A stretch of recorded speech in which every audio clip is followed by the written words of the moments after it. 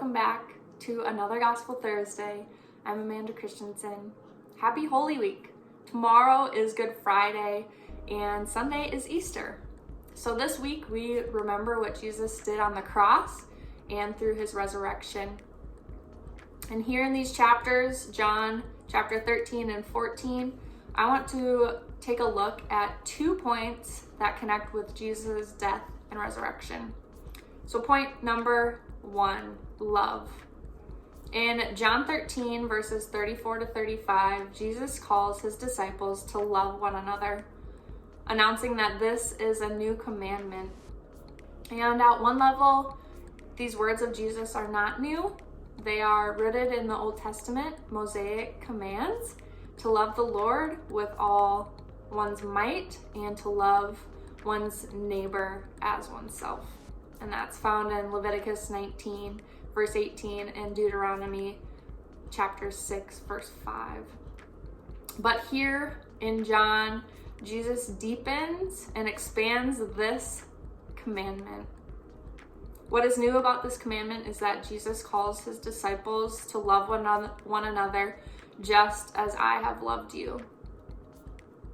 And just before this, we see an example of his love lived out.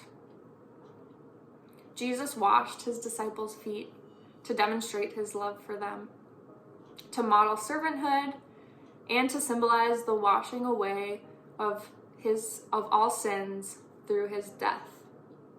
So this new commandment takes the call to love into a whole new realm.